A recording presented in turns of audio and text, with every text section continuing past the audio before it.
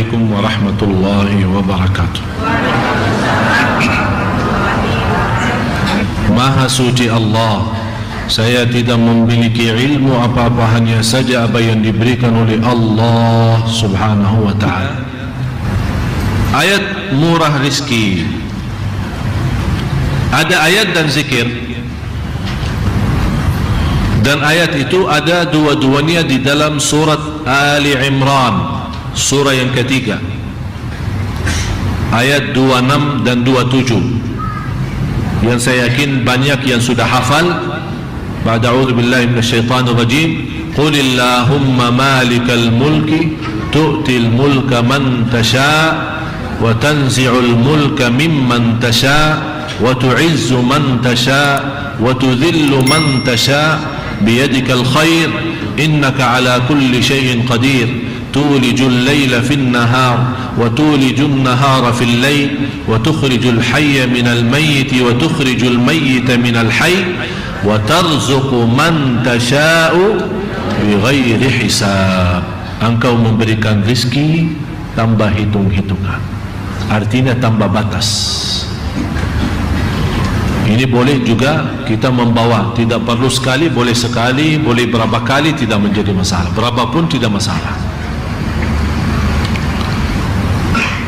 Di samping dua ayat ini, khususnya yang saya dapatkan ijazah langsung dari guru saya, guru dari gurunya, dan seterusnya, dibacakan antara azan dan ikamat salat subuh, dan lebih baik selepas salat sunnah subuh, selepas salat sunnah subuh. Jadi begitu anda dengar azan subuh, kemudian salat sunnah subuh 2 rakaat, dan saya selalu mengingatkan jamaah, tolong jaga salat sunnah subuh karena pahalanya sangat luar biasa.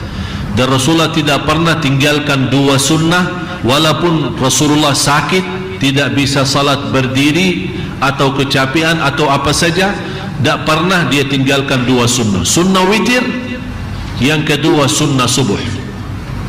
Kalau di Indonesia dinamakan sunnah fajar atau salat fajar, sama aja. Sunnah subuh, salat fajar sama saja. Sesudah azan, sebelum salat subuhnya, salat 2 rakaat, pahalanya lebih besar dari dunia dan segala isinya. Walaupun anda bangun kesiangan habis waktu salat subuh, segera, tidak boleh ditunda. Biarpun anda bangun jam 8, karena ketiduran dari waktu salat subuh, bangun jam 8, wajib jam 8 salat subuhnya. Dan sebelum salat subuh, salat sunnahnya itu. Rasulullah sallallahu alaihi wasallam bersabda di hadis yang sahih yang diriwayatkan Imam Muslim dan lainnya, man nama an salatin, dengar ya, man nama an salatin aw nasiyaha falyusalliha mata dzakaraha la kaffarata laha illa dzalik. Barang siapa yang ketiduran, kata siapa ini? Kata Rasul, barang siapa yang ketiduran dari waktu salat atau lupa laksanakan salat, bisa jadi kalau kita sibuk rapat atau sibuk jemput tamu, ya bisa lupa kan, masuk salat yang lain, ya Allah saya belum zuhur, padahal sudah azan asar. Apa jalan keluarnya ya Rasulullah, tolong kasih tahu.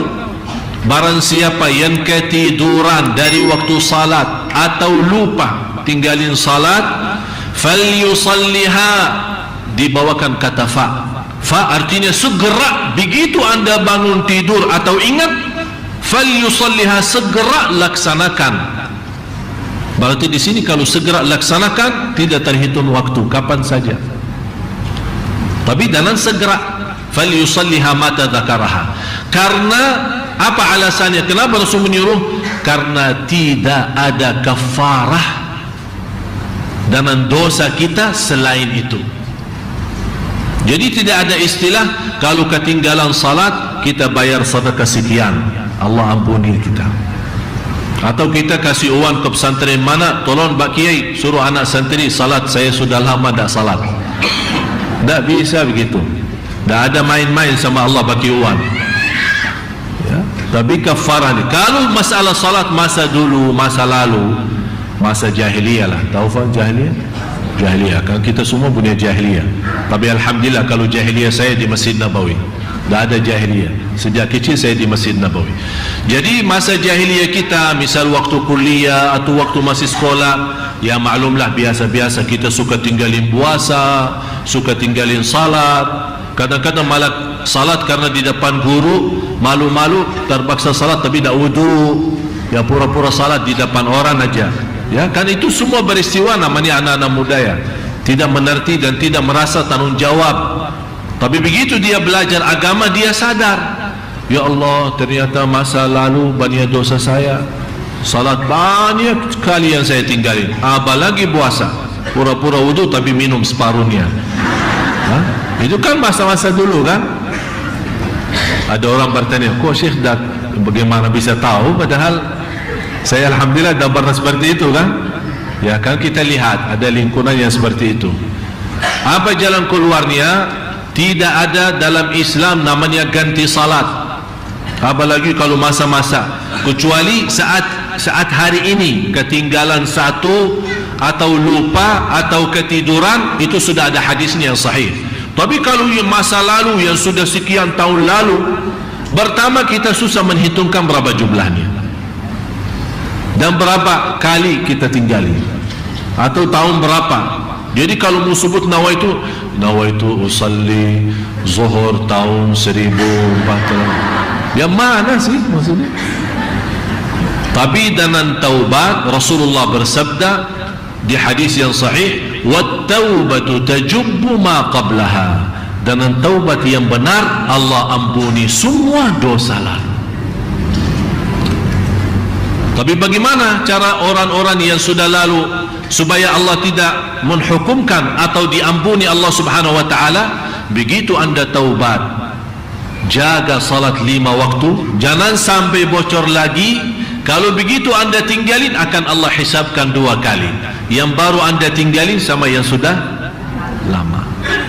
Kemudian yang kedua, berbanyak salat sunnah-sunnah.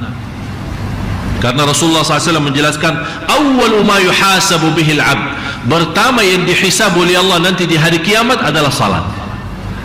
Kalau malaikat periksa salat yang wajib, kata malaikat, ya Allah ada banyak salat wajib tapi banyak bocor, ya khusyuknya kurang, ikhlasnya tak ada, ini macam-macam masalah.